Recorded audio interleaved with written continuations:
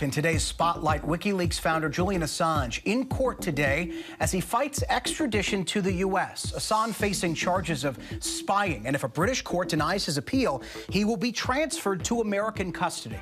The Wikileaks founder facing charges including violating the Espionage Act over his publication of hundreds of thousands of classified documents dating all the way back to 2007. They include State Department diplomatic cables, FBI messages on 9/11, details of military operations in Iraq and in Afghanistan, and the list goes on.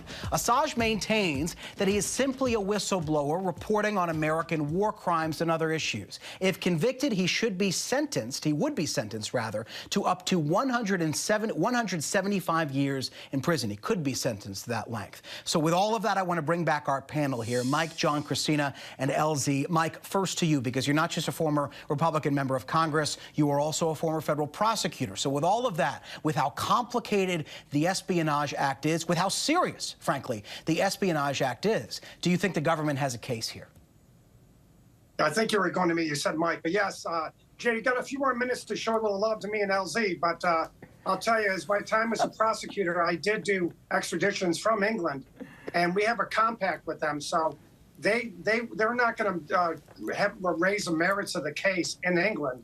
They're just making sure that he's exhausted his rights in England. So when he gets here, he can assert all those arguments. I'm not sure how well he's going to do with those, but I'd be very surprised if he's not transferred to the U.S. to stand trial. And the charges are about as serious as it gets. The U.S. had to certify that they would not seek the death penalty against him, which possibly could have been in the offing here, but that's not going to happen. That's part of the agreement with England. So when he comes to here, and he will get here, it's going to be a very serious and very lengthy trial with some very, very interesting issues. I'm not sure his defense will work, but he's certainly entitled to bring it. I was so eager to hear your point of view, John. I bungled your name, and I apologize for that. To LZ, thank you, sir. To LZ, the United Nations Working Group on Arbitrary Detention has found that Assange is unlawfully, in their view, detained. Should he, in your view, be extradited? Yes. You know, I wasn't one of those progressives that cheered on the leaks because I understood the seriousness of them. I didn't think it was under the umbrella of whistleblower. I thought it was the hold of someone who was addicted to power and was able to use technology in order to wield that power. And more importantly, I would remind everyone that he tried to use the banner of being a journalist, and then you find out that he worked with Russian hackers in order to have the DNC leak for 2016. So it's hard for me to view him under the guise of whistleblower or journalist when he's working with Russian hackers to interfere with our election. So yes, I do believe he should be extradited. I don't have any love lost for him. I know he was a figure at one point in pop culture, but I don't know very many people who still may see him remotely as a heroic figure at this point. Yeah, Mike, I want to throw that over to you. Some quick facts first. As LZ alluded to, one big WikiLeaks document dump was those more than 20,000 emails hacked from the DNC by hackers tied to Russia. They included thousands of Hillary Clinton's 2016 campaign emails, including those of campaign manager John Podesta. So I guess the question I have for you, Mike, is do you view Assange, as LZ kind of mentioned, as a political actor or as a truth teller or as a journalist or as something that is spread across all of those? Where are you here? I don't necessarily see him as a journalist, but I think somewhere spread around those other 2/3 of categories that you mentioned.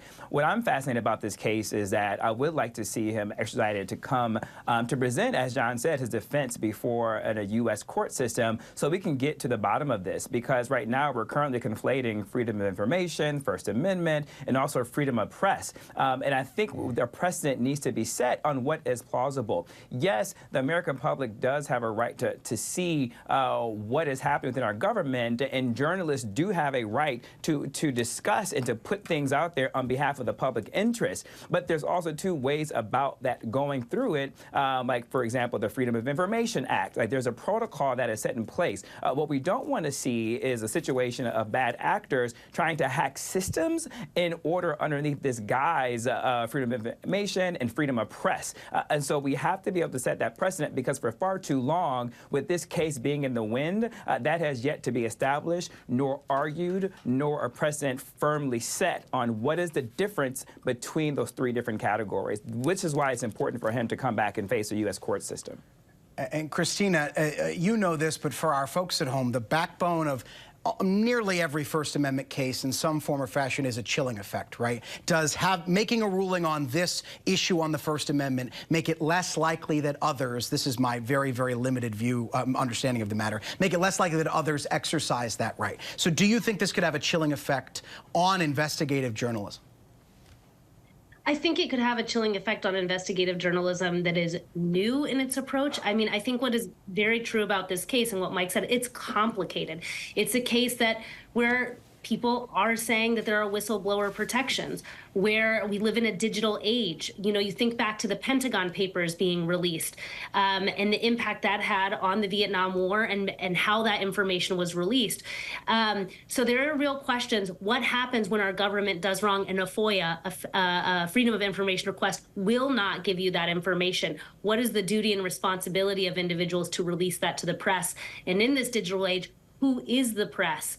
I think that these are questions that we really have to get into, that this case is a much, much larger question that goes beyond Julian Assange and goes into the future of media and journalism as a whole. Christina, you nailed that. I think that's really what it goes down to when you think about the Freedom of Press and the Freedom of Information Act, because now we're in a situation where podcasts now are so popular, but podcast isn't necessarily under the guise of traditional media.